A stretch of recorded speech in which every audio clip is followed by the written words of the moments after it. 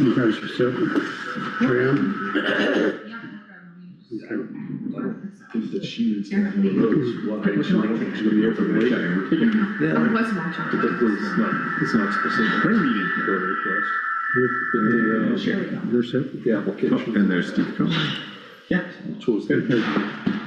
Welcome to the Monday, April 7th Hartland Selectboard meeting. First item on our agenda are approval of the March 17th regular minutes and executive session. I would entertain a motion to do so.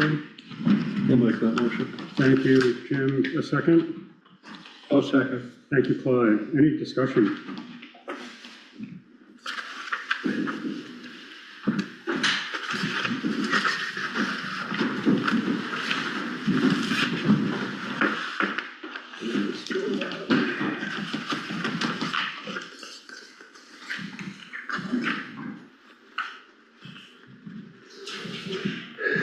So those two sets of minutes for that. Correct. There's three sets of minutes. There's the organizational meeting, the regular meeting, and then the executive session. We have two. We should.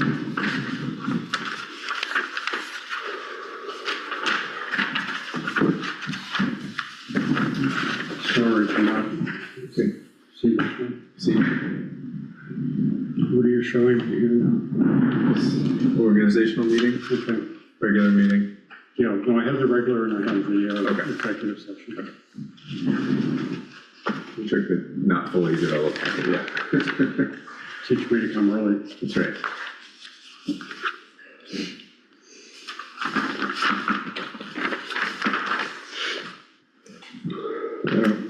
Excuse me, I don't have any. Not very wide.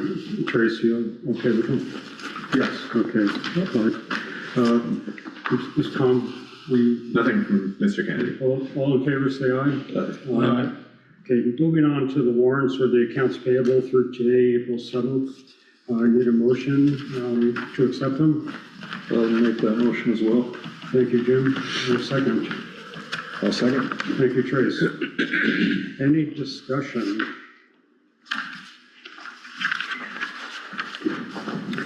Lots of yellow here. Oh, okay. I get a little bit of yellow. Okay. My first yellow is the library water fountain Yes, for hopefully about 3,500. yes. That was the water fountain bottle filler station that they put in. Okay. That turned into it was supposed to be a dual water fountain bottle filler. It turned into a dual water fountain, dual bottle filler.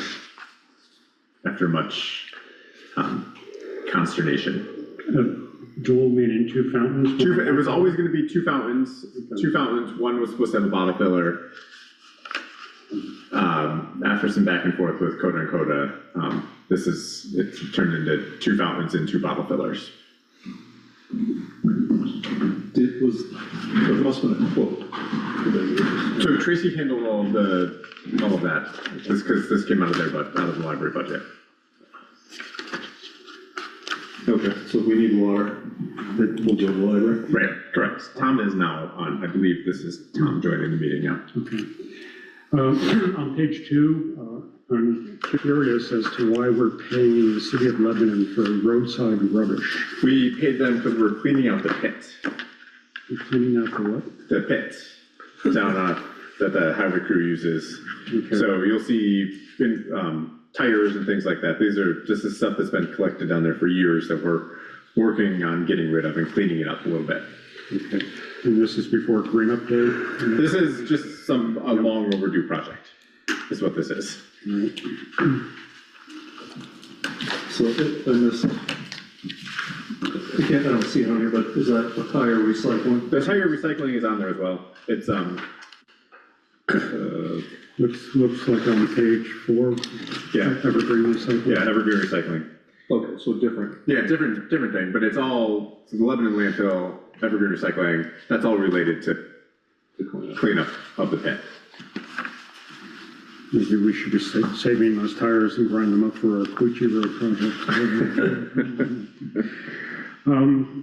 It would not be a regular meeting without asking on page 4, $83,000 for the Ford This is, F600. Is this, tell me it's the new one. this is the new one. This is the new truck that was approved.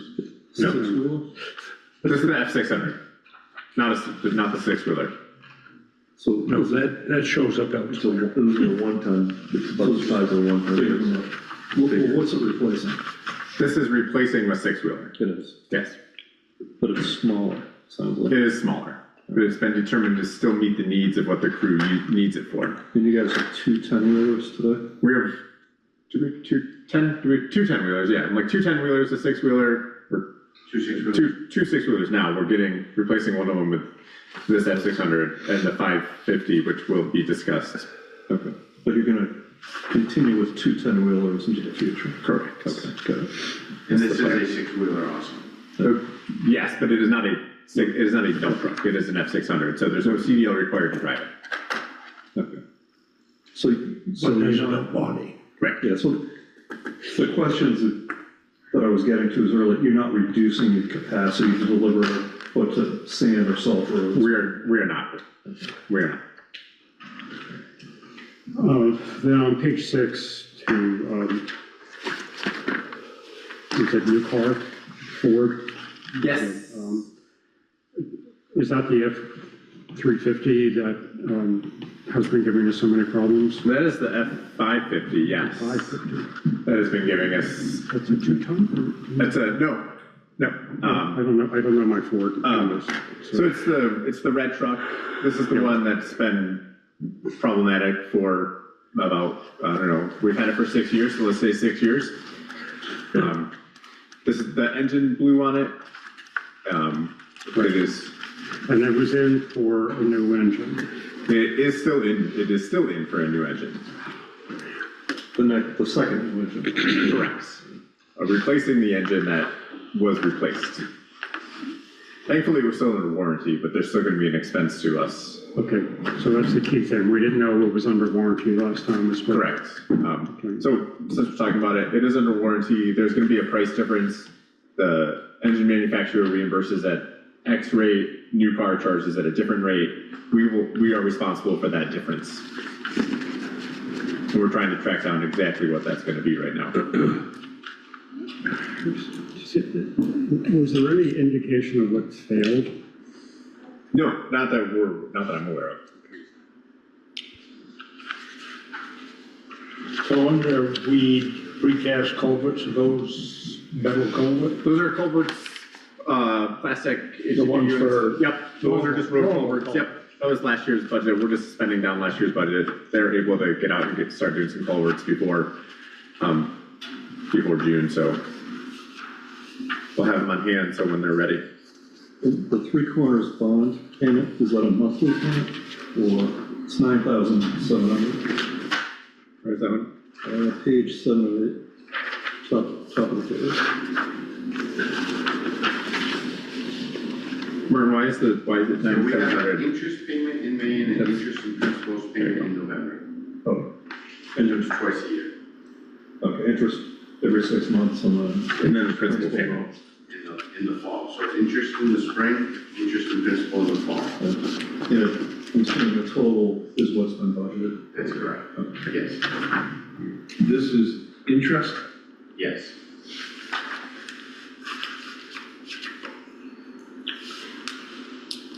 Are there any other questions? Clyde, you're set? Trace, you're set? Okay, all in favor, say aye. Aye. It passes. Tom, welcome. Thank you for joining us. Are there any adjustments to the agenda tonight? I know of one. We want to vote on changing the membership of the Planning Commission from 9 to 7, something that was discussed a couple of meetings ago. Are there any other adjustments? Just a clarification, what's the executive session for?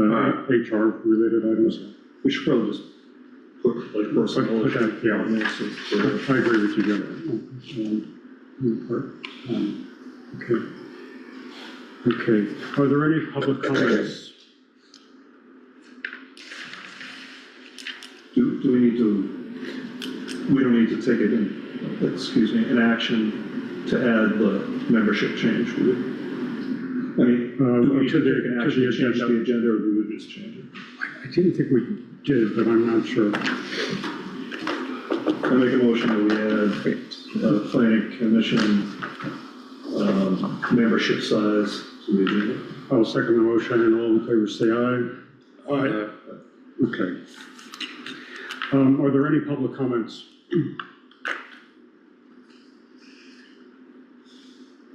I would like to make a brief comment. As chair, was invited to a meeting with Governor Scott today. It was, had a catchy phrase. It's Windsor County Day. He's visiting the various counties in the state. And he met with select board chairs at the Springfield Fire Department. Fairly well attended. I actually think there were over half the attendees were members of various departments rather than real select board chairs. And there was an awful lot of people there. The topic was public safety. I mentioned a couple of things about Hartland that, and I want to thank Chief Ryan Palmer for getting me the information over the weekend. It took a little while to get, but I had it. Hartland's really between two major drug trafficking areas. Listening today to the problems in Springfield, and White River representatives were not there, but we know there's issues. I think the biggest concern is leakage kind of coming from those areas into town, and there's not a lot we can do about that other than what we are doing today. I spoke about some mental and physical health initiatives, highlighted that we have the walking path and that we're looking at paths for the whole property, and that drew great attention as a positive sign of something we were doing. And then something that I've mentioned before with the, on the mental health side, trying to counter what the Surgeon General has declared one of the major health issues of the aloneness issue. I had, before I spoke, some of the emergency crews were talking about the repeat calls they were getting. And I had mentioned that our EMS crew had also mentioned the same. And our EMS crew is now in touch with our community nurses to reduce repeat calls that do not result in a transfer. So they're getting calls and the person just wants someone to be in the house for something. So that's a great sort of change that's happening to get the community nurse involved. Aging in Hartland is starting a friendly visitor program incorporating the 7th and 8th grade students with an adult to visit people. And I just, the final thing is an observation. I think we're doing pretty well when I listen to the other towns with two-person police forces and they're not able to hire people and they're having just a lot of problems. And I wrote down drugs, because again, I feel a bit naive sometimes, but there's an awful lot of drug trafficking going down. Okay. So, and I thought Scott did a very good job of listening and just making, his summary were the two things that we hear every time we hear him as issues for Vermont, or housing and the lack of citizens in the state and the demographic trends that are there. Okay, moving on to old business. John, you want to update us on Station Road, and Trace, you're involved here too? Trace, do you want to? Sure. To give us an update on where we are? Well, I have, we met today, John and I and BJ, to just walk through all of the concerns that Mrs. Clark and I discussed at a meeting a week ago. And now we're going to probably talk to the people that live along that stretch and come up with some solutions. Yeah, We there's have some, some thoughts in mind, but we're not going to deliberate on anything yet. yeah, I think there's some short-term and long-term actions. Some short-term actions, you know, kind of cleaning up some of the parking area and making it more clear about where parking is and is not allowable. And then some of the longer-term actions, like Trace alluded to, are going to need some more thought and discussion amongst the board. But we definitely have a grasp on everything that's there and have some good ideas to fix things. So head in the right direction. Good, thanks for your time, Chris. Yeah, no problem. Absolutely. Sherry, any comments? So you're going to clean up the parking area, but maintain that boundary line? You're looking at me, but. The boundary line? You're going to maintain the boundary line? Yes, that was discussed, but again, you and I had a conversation about this earlier, that we were not gonna make any rulings or decisions Right. on anything until we have talked to the people that live along that stretch. So we did review everything that was in our notes that we talked about that day. And then I will come back and you and I can walk that whole space again at another time, probably with the church. Need to meet with them and talk to them about some things that are gonna possibly happen. But in the meantime, the ordinance is still present and needs to be compliant. Right, I don't think there's a lot of, the ordinance that was possibly broken was during a church service. That's the latest issue that we've had, and there is no more scheduled at this point in time.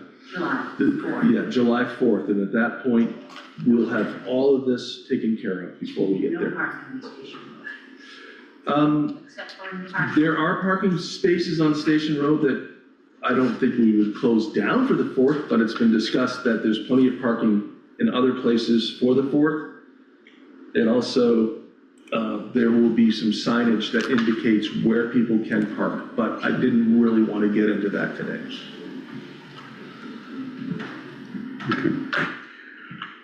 Okay, moving on to the Quechee Road summer maintenance. Sure, so just so folks are aware, we know we continue to kind of plan for what the road crew will be doing this summer on Quechee Road, kind of some ditch work, looking at some of those cross culverts. Clyde, you mentioned we, had that, and then starting to address some of the potholes. We'll touch on that again later in the meeting. So, and there's still the kind of outstanding question on the long-term fix, which we should have as an agenda item here in the coming months or so. So we can start to plan for that as well. Okay. And that last point is something that you and I have to keep on top of. Yep. Okay, a few months ago, we had a road surface management system report given to us, and we now have a new in a binder report handed to us tonight. John, can you tell us what's different? And so this is some of the feedback that we've gotten from Everett Hammond, who had completed the study for us. If you recall correctly, when he presented, there was two options in kind of a budget scenario at the end of the report. In further discussion with Everett, we've kind of narrowed that down to one option. And we will be taking this and kind of implementing it as we're looking at paving, not only this summer, but in the future as well. So, Everett's, if you recall, was very clear that not addressing the worst roads first. The worst roads are already kind of gone. So where's our money best spent in terms of doing paving with the budget that we set aside for paving? So how do we spend it in the most appropriate way? and our town highway foreman's on board with this. Yep.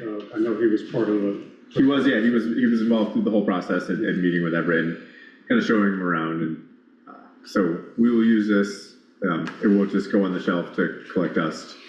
It will get used as we plan for paving projects. I'm wondering if, say in late May, early June, or late May, you could, BJ could come back and, you could let us know what you are tackling with this. Yeah, so we can talk about, we should know long before late May what we're planning to pave this summer. So we're speaking about it today, in fact, so. And the summer maintenance schedule, as far as culvert work is concerned, that's also, you'll come back to the board with that? For the Quechee Road? For the Quechee Road, yes. We'll come back with a report for the board about Quechee Road maintenance. Other road maintenance, other culverts will they come up as we're going throughout the course of the summer. There's not necessarily a long-term. I would normally not ask that, but given the Quechee Road is part of that long range, $6.1 million piece, I think we need to keep abreast of what where we are with that. So, Okay. Tom, any questions at all on that? No. Okay, moving on to new business. We have the planning commission candidate that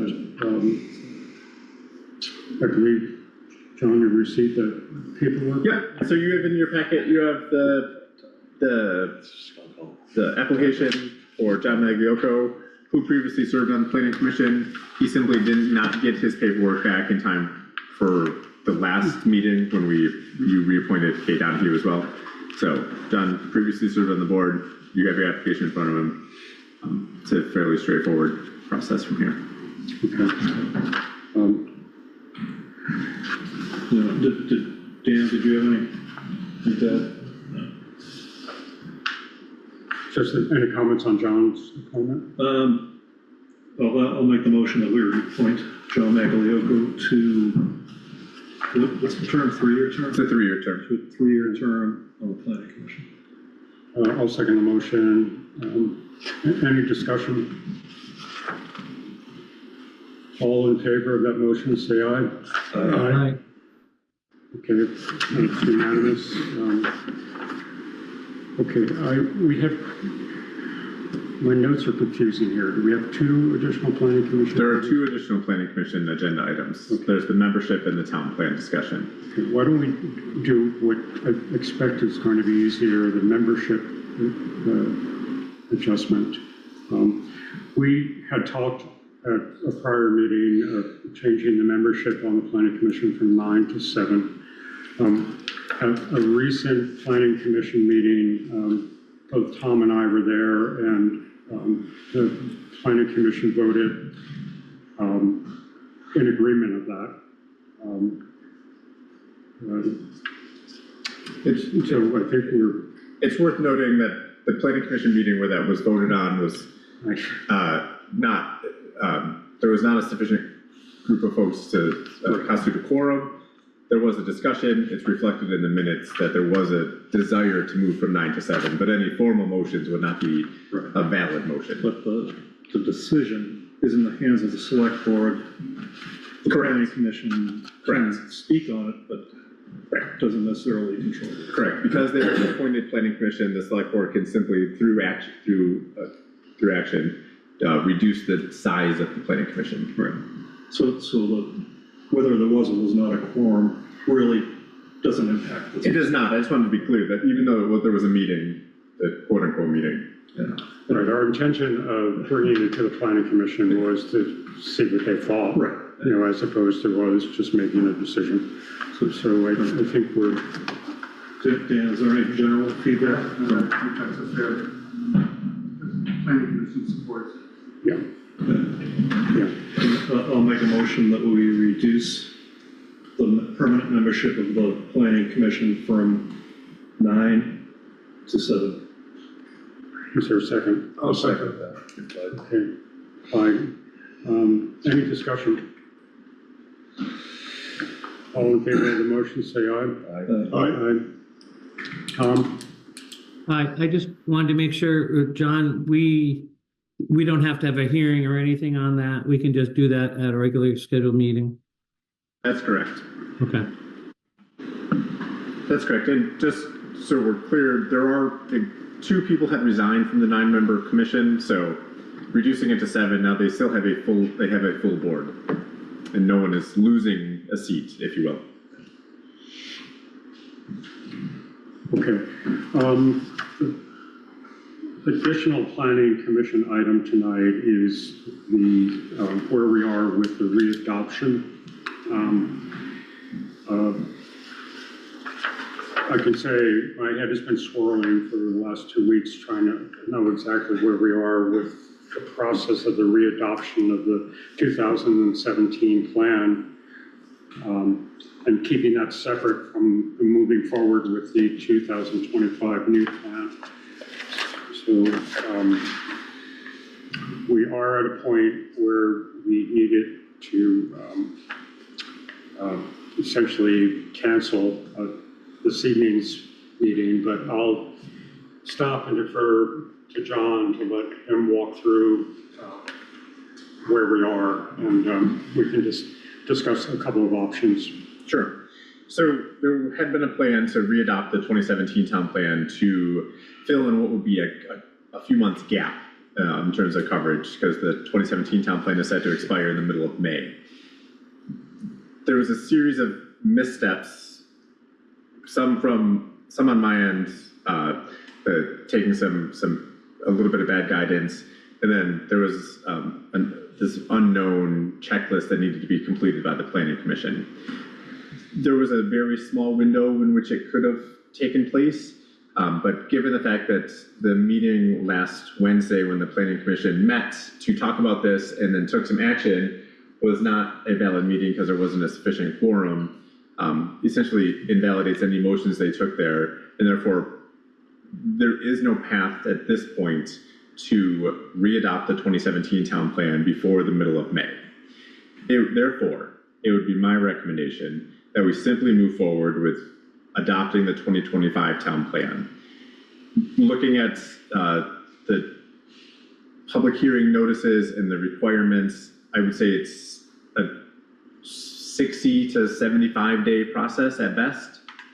And then if we start that soon, we'll have a town plan sometime June 2025. I am meeting with Peter Gregory, who's the Executive Director of the Two Rivers Regional Commission, and Kevin Geiger tomorrow morning at 9 to map out a specific time frame and timeline of the actions that both the town need to take and the Planning Commission needs to take. And we will have that and pass that along to those who need to take those actions. Two Rivers also needs to take action, right? They need to approve. Correct, but that can happen concurrently as the Planning Commission is scheduling their first public hearing, and they need to get copies of the town plan together and mailed to adjoining towns, things along those lines. Is the 2025 town plan static now? It's ready to be shipped? Yeah, it's pretty much ready to go.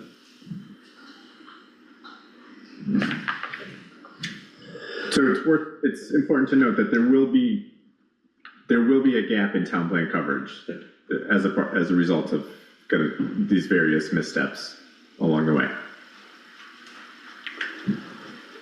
So, John, I respectfully disagree with your approach here. I don't think we are going to be able to adopt the 2025 town plan because I believe that there will be significant edits made to that plan that's going to go back to the Planning Commission. And my suggestion would is have the Planning Commission with a quorum just go through. They're very, very close to having it at the 2017 one done. And that'll give us more time. So I have been reading the town plan, and I'm going to have a lot of comments on the town plan.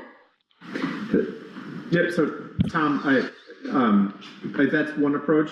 My line of thinking and moving forward with the 2025 would be to adopt it and then as expeditiously as possible. And then if we need to make those revisions, we can make those revisions and re-adopt it. I don't know if it can be approved by the Regional Planning Commission. In its current form. Yes. Okay. But we need them to make a comment on that, right?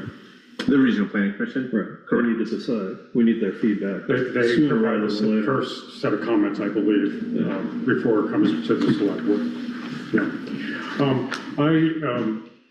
I also, John and I just spoke briefly today about this, and I also respectfully disagree with him that moving forward with the 2025 plan, I just don't know how long it's going to take. The best case scenario is one thing, but it is a town plan, and we're going to be asking for feedback.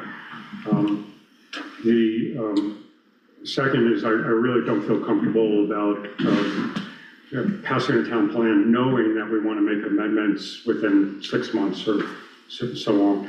So what I did ask John to do with the meeting with the Two Rivers Regional Planning Commission is to play out both scenarios tomorrow to see how quickly we could get the readoption of the 2017 plan done without it interfering with anything that's going on with the 2025 plan, so that we have a backup, even though there may be a gap of weeks, hopefully not months, but at least we would have an active town plan. But I think it's the right thing to do to map it out so we can see it, right? Because right now we're kind of speculating and we don't really know, how big this is and how big that is. That's right. I think we can do the best case scenario, and as in any project plan, you need to double it,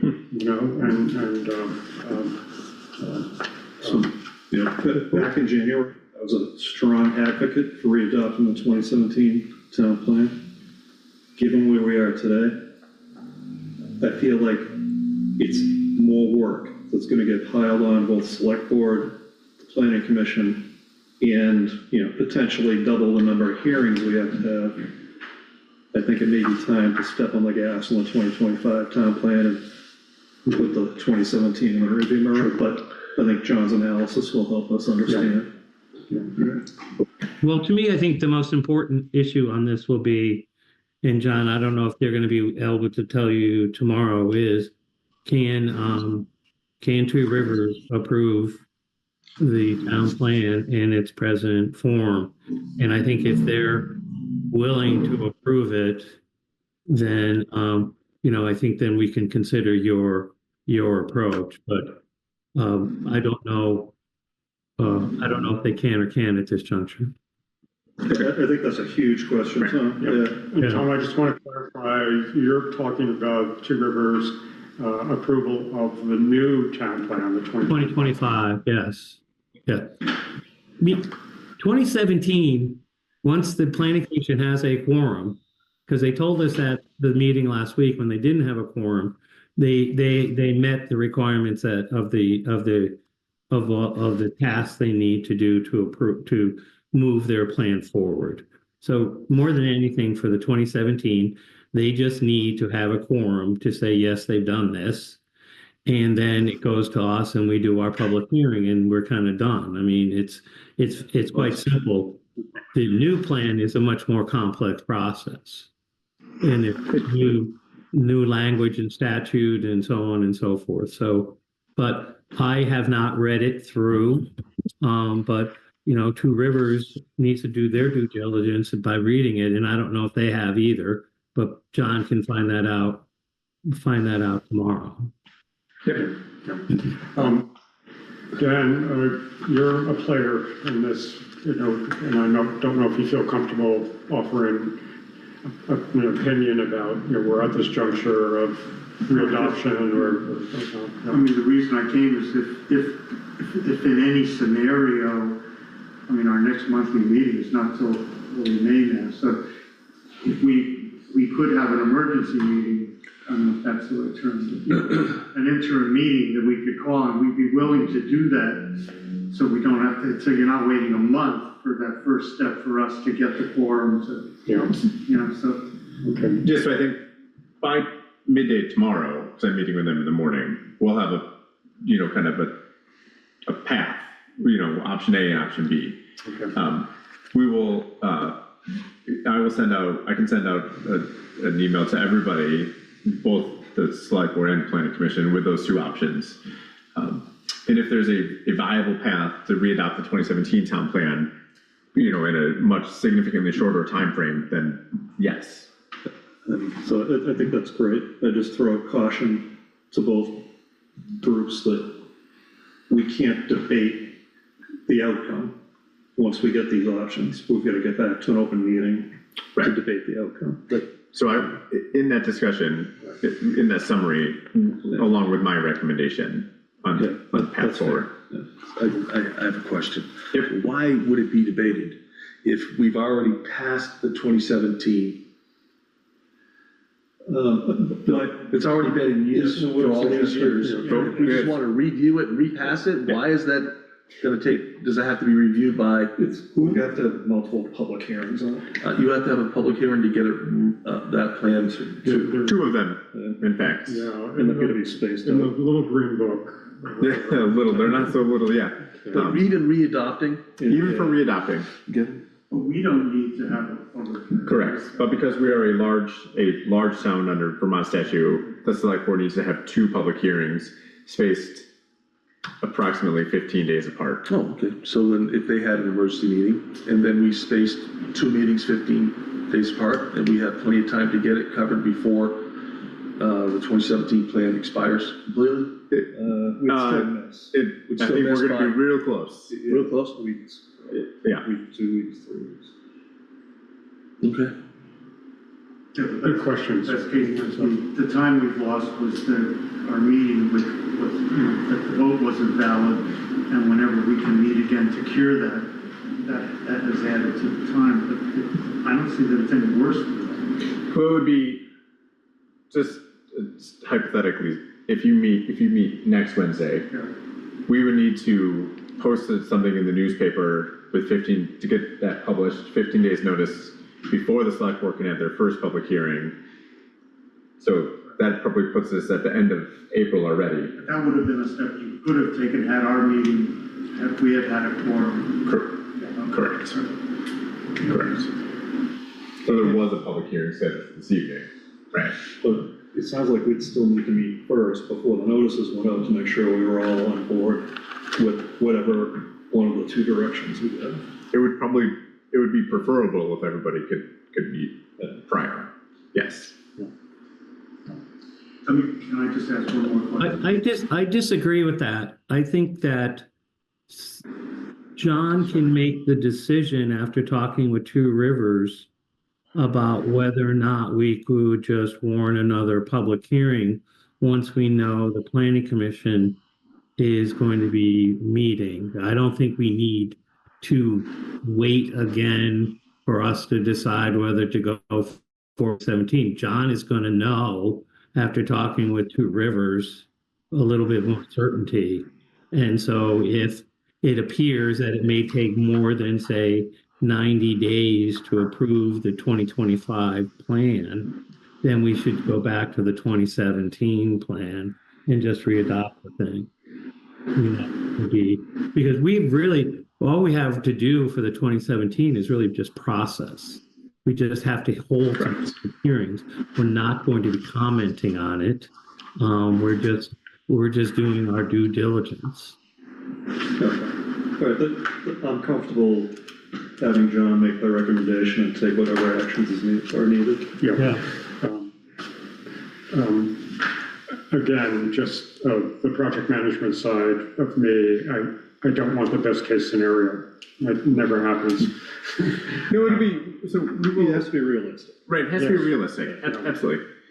So, following up on tomorrow, if there's a need to, if we're gonna move forward with the 2017 town plan, I will let the chair know of the planning commission that the meeting needs to get scheduled, and then we will move forward with revised and rewarned public hearing notices for the papers of record. Just a point of order, but does our meeting have to be on a Wednesday? I don't think so. It does not have to be on a Wednesday. It just has to be Yeah, warm. whatever day we could get the quorum together. If you need the quorum. Yeah. Right. There is a planning commission meeting next Wednesday night here anyway, so. So- Oh, well, okay, I wasn't aware. No, I'm sorry, Conservation Commission. Oh, Right, so we can, logistically, we can figure out how to do it, because it could yeah, be we can. potentially a very short, We've gone upstairs, yeah. yeah. If we just have to do that one Right. item, it's Yeah. pretty quick. Because we already took the vote, now that vote wasn't. Right, we're gonna have that vote again, this time in an actual meeting. Okay, so let me try to repeat what I think we're agreeing to.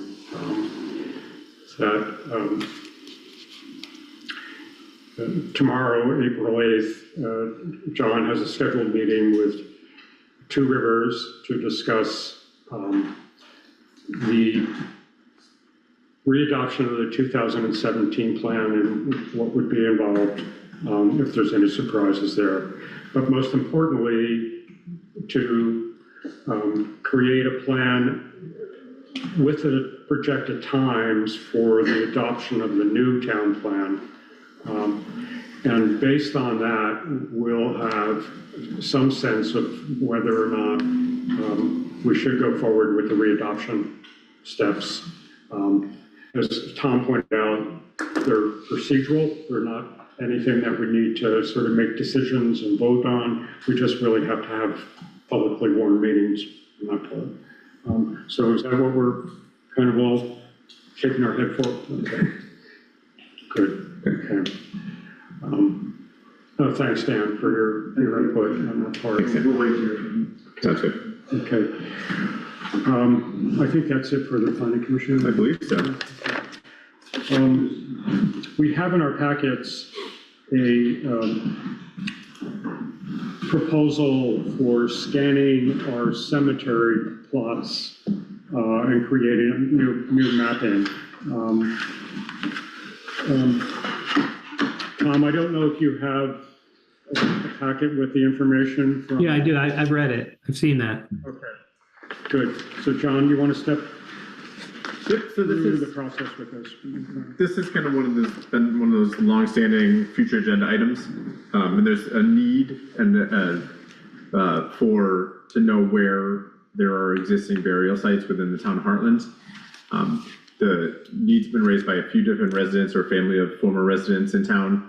The two cemeteries that are listed in this proposal, the ones that have been asked about, there's a handful of other cemeteries that we should probably consider mapping out in future years as well.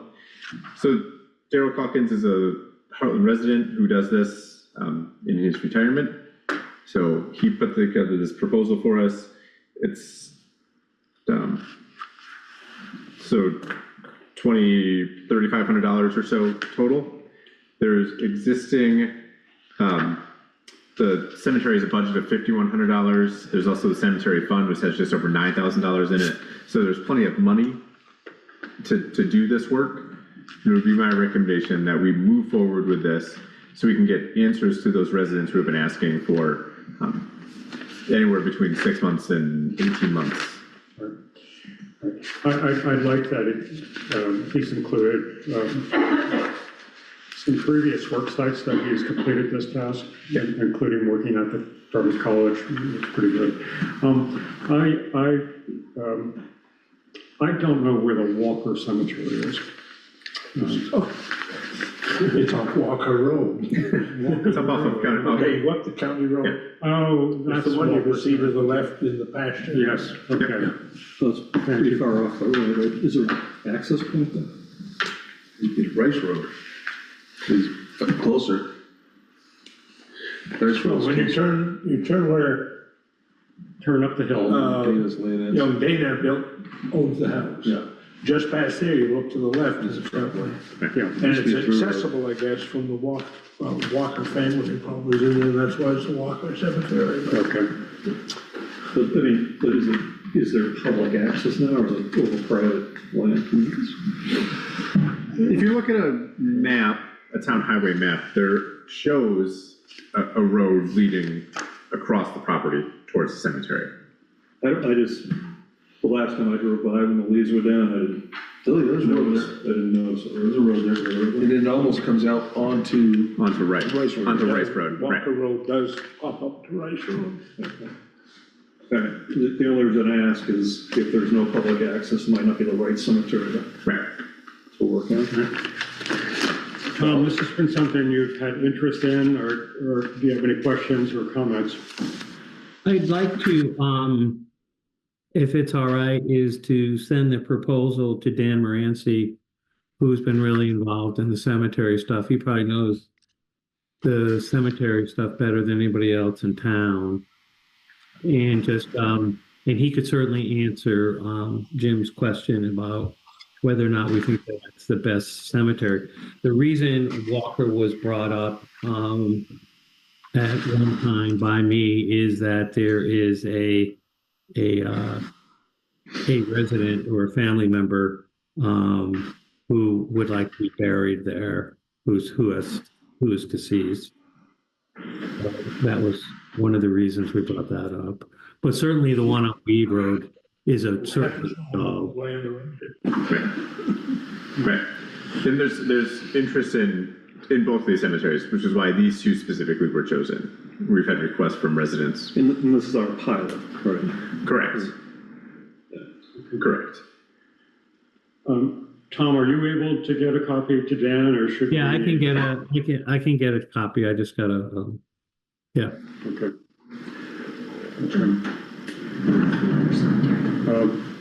What's the other cemetery? I don't think we need an action to. Yeah, if we want to get feedback from Dan Moranci, then there's no action needed. Okay. But what action did you expect? Well, I mean, sorry. No, there was no action needed. This is informational only. This is in the budget. Yeah. This is a project that's been ongoing and needs to happen in the town. Okay. Sure. And John, not to belabor this, but if you wanted to start on weed and start doing that, that would be great, you know. Sure. So I will get in contact with Daryl. I will, I'll get something to Dan by tomorrow. Great. Thanks, Tom. Okay. I mean, so Tom, I mean, we're not gonna change unless there's a compelling reason to change, right? Yeah, I think what we're really trying to get from this is to find well, it sounds like 2 plots where we will be able to make available to residents. We don't want to me, spend a lot of money where there's only availability, say, for one person, for instance. That we would like to pick a cemetery that has some capacity, is how I look at this. Okay. Okay, I think we're ready to move on. Yep. The next new business item are the model guidelines of conduct. In other words, a conduct policy. We talked about this. We have a set of procedures to guide our actions as a select board, but this is a slightly different approach that I believe would fit in between our procedures and the code of ethics that the state is moving toward, and enable us to help to hold ourselves accountable for how we conduct business in the public and to some degree privately too. So this is a VLCT. This is a VLCT. So there was 2 available things that we talked about at the last meeting. There was essentially a code of conduct or a policy similar to what the select board signs every year. And then there was the pledge, which is more what this is. And in reading through both of them, it became evident to me that the pledge, or whatever we choose to call it, is the more appropriate course of action, because we're talking about this would be used for across all boards and committees and commissions in town. So this is not something that would be signed individually, but the Conservation Commission, for example, would take this, talk about it at a meeting, adopt it, sign it. And the expectation would be the same across all groups. So again, this is the model from VLCT. I think there's a few minor tweaks, just kind of reading through some of the language that we need to make it more applicable to the town of Hartland, but it's relatively straightforward. And I think it's the issue that the board is trying to address. I picked up one thing that I wasn't quite clear about, is in the third bullet point, where manage my conflicts of interest according to our governing policy. I don't know quite know what that means, unless it's our policy and procedures. Yeah, there are no, this could be, we could modify that language to make it say, the town has the word is escaping me right now. We essentially have a Personnel policy. Yeah, but that's not applicable to boards and commissions. Right. We essentially have a code that we effort to withhold when we're in public meetings. Mm-hmm. There's a word that's in there somewhere in my brain that is failing to come to the front. Okay. So we Memorandum of understanding. so we could just change that language so it meets that goal.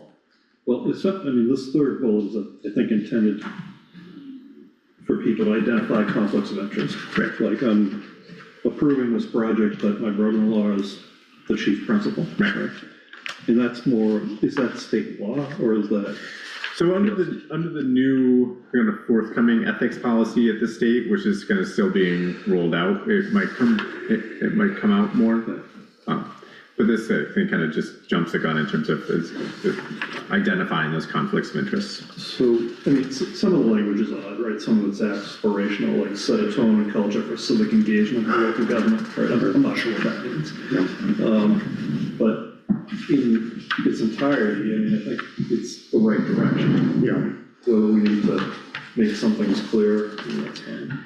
Yeah, the first couple of bullet items go toward the soft aspect of behavior, whereas then the latter part is that conflict of interest piece. That part. Yeah. Okay, so we don't have an action tonight. I hate to throw more your way, but No, that's fine. So if this is the direction, as opposed to like the more stringent kind of code of conduct, which we discussed previously, what I can do is make it Hartland specific, take out I think there's enough in here that addresses that. Or there are enough. the code of conduct. Yeah, aspects there are of it. enough bullets in here that address behavior that I think we should be fine. yeah. And then we would have one for the select board, one for each of the commissions, and potentially the energy committee, should we? Any the commissions. Any boards or commissions that are created by the select board, I would anticipate having to go through this. Okay. So, for example, there was the policing committee that was established. Right. I think that we would look to anything along those lines, because they are groups of Hartland residents who are representing the town of Hartland. Okay. It's a good catch. So, Okay. Agreed. Yeah. Okay. Ready to move on? Okay. A lot of excitement here tonight. Okay, the next agenda item is a yearly local emergency operations plan. It's in our packet, it's quite extensive. I didn't see any errors or suggested changes. I did not fully understand page 3. you're not alone in not understanding page 3. So we do this every year. It's required by Vermont Emergency Management. I reviewed it. The fire chief has reviewed it. We've made the kind of minor changes as necessary, with largely all around phone numbers and names in here. Thankfully, not much has changed in the past 12 months. So page 3, just so we're clear, the typed resources, this is essentially what the town has in case of an emergency. So you can see we have, one small equipment trailer, one wood chipper, things along those lines. It's relatively straightforward. We do not have any marine vessels, thankfully. Should we get one? We definitely should not own anything else. No, I'm not interested in owning I'll more. second that A one. nice Donzi? Would be fun, but no. So again, reviewed by myself, reviewed by the fire chief. We've made all the necessary changes. With my recommendation to adopt this, Phil has to sign it, and then it gets submitted back to Two Rivers and to Vermont Emergency Management. Okay. Just have a side question. I know you've talked in the past about a generator. Yep, when generator grants become available, we will pursue them. At this point, I don't think we've lived this long without it, so I'm not sure that we need to spend town funds to install one. Yeah. But it's important, as this is the primary designated location for the Emergency Operations Center. As we've just witnessed, ice can have a kind of significant impact on the town. And just out of curiosity, does the fire department have a generator? I believe that there's one at the fire department that provides electricity to both the fire and the highway garage. Okay. And is that true in North Hartland as well? The North Hartland Fire Station, I don't know if there's a generator at the North Hartland Fire Station or not. I can't picture it. But, So, okay, again, I don't think there's an action here. no, there is an action to approve the local emergency management plan and to have the select board chair sign it so we can send it back in. I'll make a motion to approve the local emergency management plan. I'll second that. Thank you, Tom. Do we need to add the date, or just today's date would be fine, I guess? If you, on the adoption form, it is pre-filled out that it was approved on April 7th. What? Okay. All in favor, say aye. Aye. Thank you, Tom. Great, Okay, we'll get that sent in. tip-off time is approaching. People are moving quickly. We have a liquor license tonight, a new one for town, from, what's the official name? The Hartland Diner. The Hartland Diner. No tobacco, just alcohol. Correct. Beer and wine or hard liquor? All of it. It's the first class.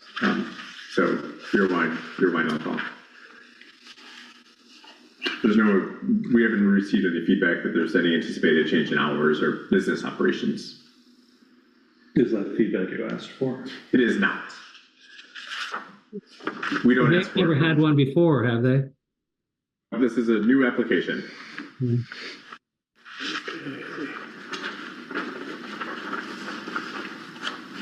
So I'd be, not that I oppose it or whatever, I'd be curious to get more information as to what is the purpose. Is it, they think of doing catering? Are they going to, I guess, what's the purpose for wanting the license? Outside of wanting to sell booze, but they generally close at lunchtime, right? Right after lunch. They're usually not open for dinner. Right, I mean, this looks like, it says a restaurant and bar license, so I'm assuming it's on premises. On premise.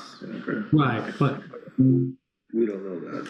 given their hours of operation and so on, who's taking advantage of this? Do these unclear questions? I think Tom wants to know if he can go get a Bloody Mary. I think this is, I think again, this is, Bloody Marys and mimosas with your omelet and So Tom, are you suggesting we get more feedback? I mean, or more I'm input? digitally looking at John to see whether I'm overreacting to this or not, but yeah, It just wouldn't hurt that. curious, that's all. Get some feedback as to what they're doing. When the scope applies for one, they have 3 different licenses. They have one for beer and wine, they have one for hard liquor, and they have one, of course, they have the 3rd one for outside consumption. outside consumption. But this is only one. Right. So the state is changing the way they issue liquor licenses. My only feedback, Tom, is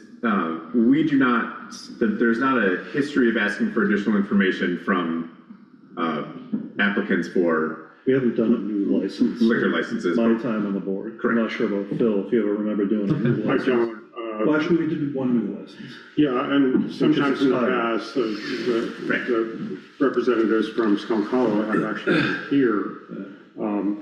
But there was just a change in ownership of a couple of places, and we never met the new owners at all. You know, they just had a application. I mean, I don't think it would hurt to ask for more information, given the fact that it is in the center. There are neighbors here, there are residents upstairs from that. Cheyenne wants to know if they have mimosas. No. I think when Wise Pines did theirs, even though it was temporary, do you remember that? Yeah, They did come and, the representative yeah, she did. came and gave information on what they were looking for. Oh, the Hartland Diner did? No, Wise Wise Pines, when Oh, they Wise had Pines, theirs, okay. yeah. Yeah, the Wise Pines did not renew in the last year. No, we haven't done that. So we can ask for more permission, you know, potentially if Nicole's interested in coming to the next meeting. We can do that. Yeah, and I think if we do it in the spirit of just trying to protect the community and understand more about the. Yep. Part. Okay. Great, that's easy enough. I will ask Nicole and we'll just table this for now and come back to it at the next meeting. Okay. Then we're ready to move on to the town manager update. Yeah, here we go. I lost it for a second. So we already talked about the 550. It's at new car, waiting for the engine replacement. Again, we don't know what the full cost is going to be because we don't know what new car charges for heavy truck maintenance. We've been Martin played phone tag with new car today for at various points. So warranty only covers parts, not Warranty pays $80 an hour on labor, on labor, but their price is higher. but new car's price would probably be higher than that. Yes. So parts are covered. Parts are covered. Portion of the labor. It's only labor, right? I'm just wondering, what are you gonna do if that vehicle gets fixed and it comes time for town manager update time? Are you gonna have anything to say? No, I don't know what we're gonna talk about. We're just gonna get out early. It's gonna be great. Yeah, so it's, I'm eagerly waiting for that truck replacement. Yes. And if we get it, we need to get it in a different color because we Right. all know that. No, we're not getting any more red trucks. No more red Nope. trucks. The lister clerk position is currently posted. Currently, there's one resume. Resume review will begin tomorrow morning, with hopefully quickly moving on that and getting those any interviews scheduled and the position filled.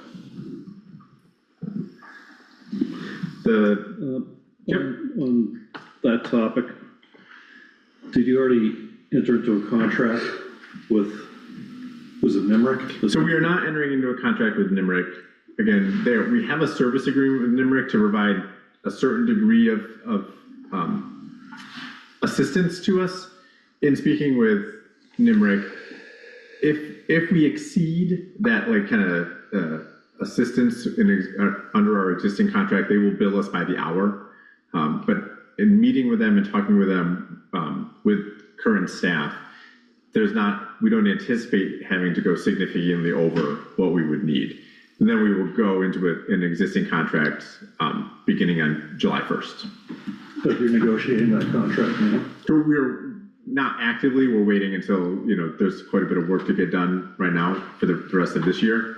But there's no roadblocks or hiccups anticipated with that new contract. Why not just do the contract now? So they prefer to wait. Yeah. It was their preference to wait until June to start this conversation again. Is it a warning sign? It is not, I don't take it as a warning sign. It seemed very, No, because, if you don't mind my interjection, because right now is the busiest time for the listers. Yeah, but you also have several of the towns that eliminated listers, and you don't want to be the last one to the store. we do not want to be the last one to the store. We have been actively participating in this conversation for a while now. So we will continue to do so to make sure we don't essentially lose our place in line.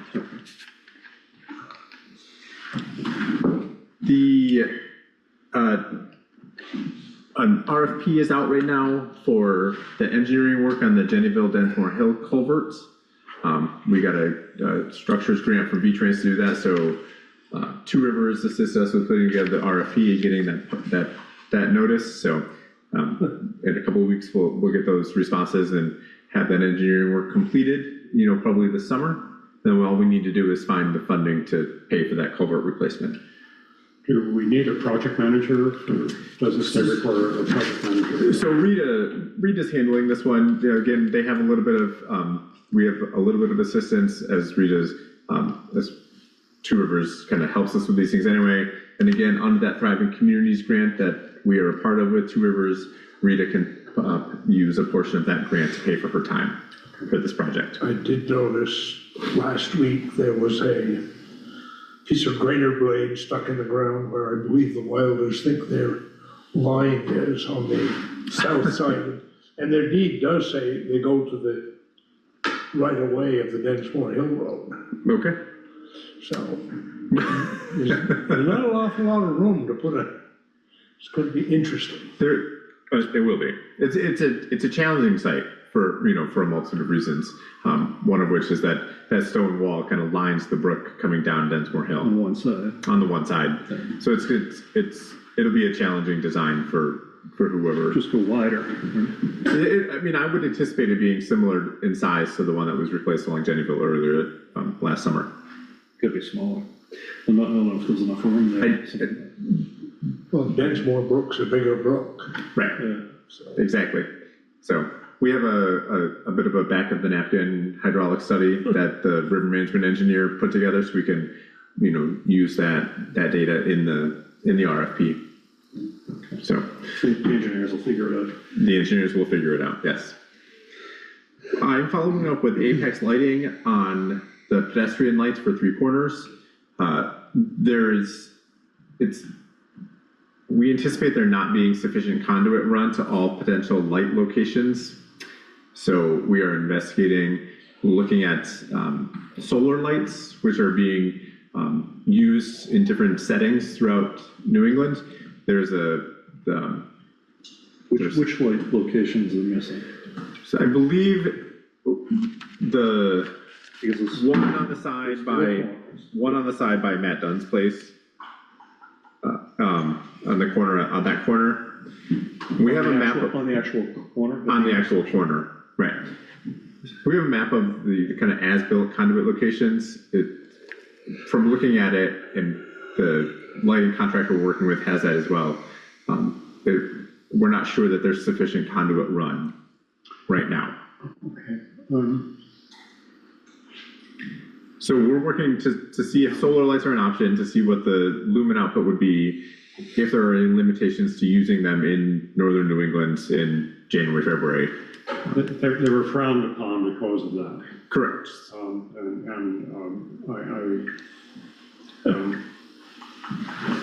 don't know. I think there's some on Sykes Avenue, but they're not in a pedestrian area. There's a collection of them in downtown Keene, in which I have the location. I just have not found myself in Keene when it's dark. So one of these days I will have to do. So John, would this be a combination of wired and solar lights? Is that what you're suggesting? I'm suggesting we go all solar, but if we needed to go a combination of wired and solar to get sufficient light during the dark months, that is an option as well. I believe there should be no question that there's wires to the immediate four-way intersection, the crosswalks there. And I think it would be important for those to be electric. And if any of the additional ones, possibly they could be solar. I'm all for solar, but the message was pretty clear. It wasn't just how they perform in the dark, but after multiple dark February snowy days, what do they do in the evening? Because there's no real battery storage for these things. Just so I'm clear, one of the corners of the intersection is missing. It appears that one of the corners of the intersection is missing, and there's a distinct lack of conduit along the retaining wall, along the sidewalk. Towards the back side of the triangle. Yeah. So there were lights at the four corners, right? And there was another light by the retaining wall, retaining wall, right? but there's a pole over there already. There is an existing pole over there. That you can So- put a light on. So again, we're just trying to figure out the best solution. Yeah. Yeah. Yeah, I think for me, the bottom line is let's keep moving on this. Yep. You know, every year the solar gets better, so perhaps. There was a light on that pole, who took it? Can we get it back? Well, I would anticipate Green Mountain Power took it. I interject a little historical thing, that in the 40s, the streetlights were turned off at 9 o'clock, period. Because the treasurer had the switch in his garage. I thought Clyde was gonna volunteer to hold an oil lamp there. Yeah. Right, so the torch lighter. You're very good at the hearing, polls are closed.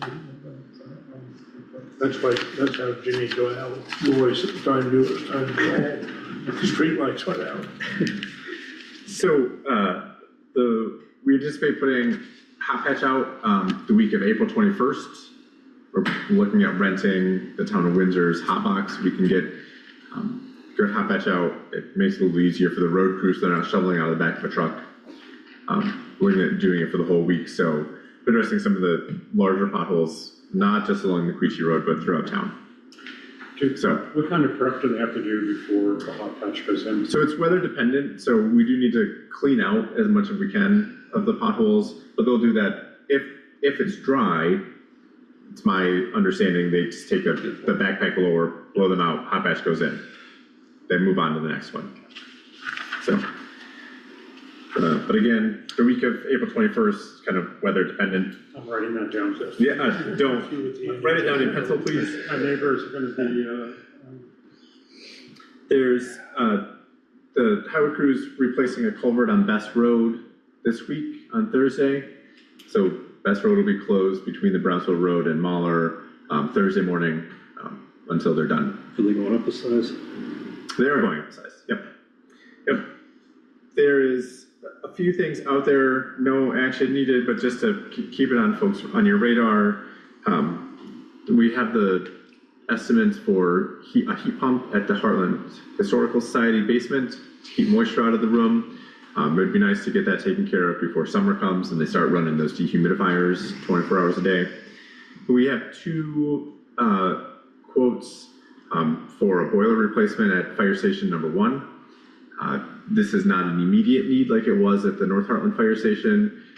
It would be great to get it done before next winter comes and they start to get more use. are they in that same $10,000 range? They are not. It's a significantly bigger system at the primary fire station.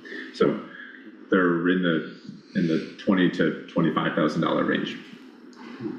But again, we have the outlines in the ARPA report that things like this was an anticipated use and a suggested use for those funds. That's a good point, which I think is fine, but we also need to figure out what our next set of improvements are, either in this building or the rec center or both. Okay. So it would be my recommendation, and what I would do is I can follow up with the two folks we got estimates for the Historical Society, because it would be nice as we're now in, kind of early April, to get that one scheduled and set. That's relatively small, $7,000 to $10,000. Yeah, I agree, go ahead with what needs to be done. Right. But we do need to circle back to the. We absolutely need to circle back on both Damon Hall and the rec center. Okay, and that is it. Okay, we have future agenda items. We just already talked about the 3-corner intersection lights, the North Hartland covered bridges, Burt Hill Road. Still no feedback from the residents along Bird Hill. Okay. And then the town and highway capital plan, and I just made a note to add the remaining ARPA funds to make sure we know when we do that planning. And on the town highway capital plan, I've been working with Brian Koblik from Two Rivers on the highway capital plan. So that is largely set. We are meeting in the rest of this week or next week to talk about kind of the town assets, which are significantly smaller than the highway crews. So, John, do we have any correspondence? There's no correspondence. Then, we do have an executive session, there will not be an action, thank you. Yeah, so I'll make a motion that we move to executive session under 1 DSA 313A3 to discuss personnel issues. I'll second that. All in favor, say aye. Will you leave Tom on? How does that work? No, there's no action. So I'll just end the meeting.